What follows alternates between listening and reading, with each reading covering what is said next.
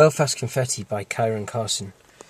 A fantastic poem, very cleverly put together, and one that you can talk about in reference actually to virtually any of the other poems. So before we go on, we have to talk about this title, Belfast Confetti, slang for any heavy object that can be thrown during a riot or any other type of civil unrest. We've got an awful but quite fitting juxtaposition here between confetti, which is something which is thrown onto the heads and bodies of newlyweds, people who've just got married, as a blessing, and this idea that actually Belfast confetti is missiles to be hurled. So that's what it is about. One person who's caught in a Belfast riot. We get the feeling that they have been drawn into it through no fault of their own because they're very confused, and they only describe trying to escape, not actually being involved in this particular incident. So, repeated ideas here. There are two repeated ideas. Firstly, that there is such danger and such potential harm in this situation. A lot of the missiles themselves are described like punctuation. It was raining exclamation marks.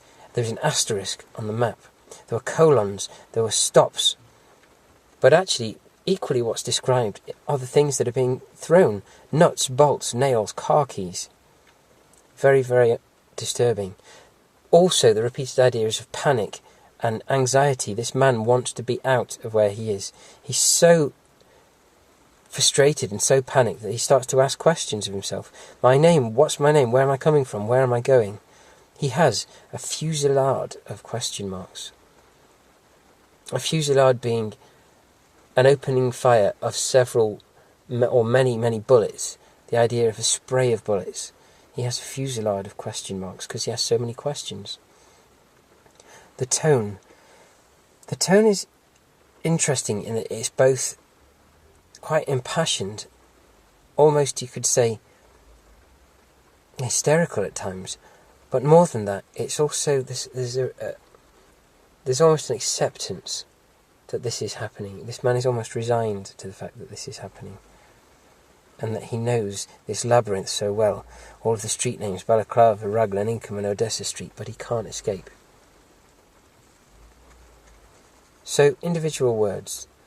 Well, there are several words that are really, really key in this poem. Now, if we have a look at the second stanza, we've got the names of several battles, and the names of the streets in Belfast, Balaclava and Inkham.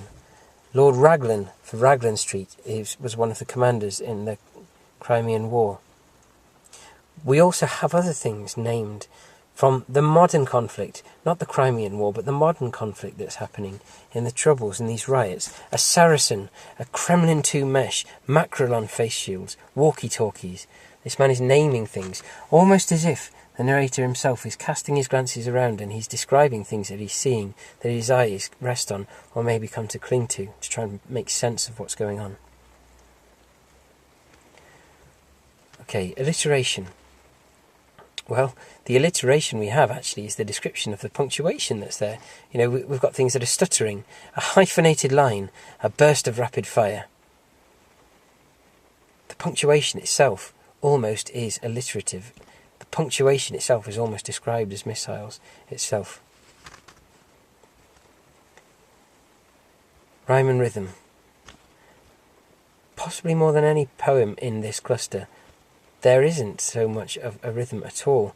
It's a very disjointed, very fragmented narrative and a very fragmented rhythm, and I think that's deliberate by Kieran Carson there, because this person's state of mind, the narrator's state of mind, is very fragmented. He's extremely confused, he doesn't know what's happening.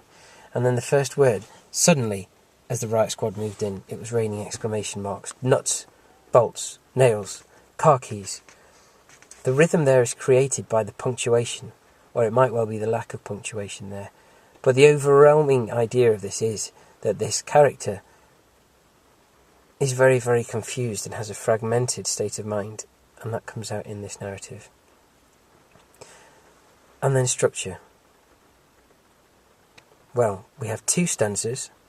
They are fairly regular, but in a simple sense we could say stanza 1, we have the action and the surroundings described, and then in 2, we have his mental state. We almost go into his mind as he's sort of thinking through what he's seen and what's going on. So, a wonderful poem to describe with that.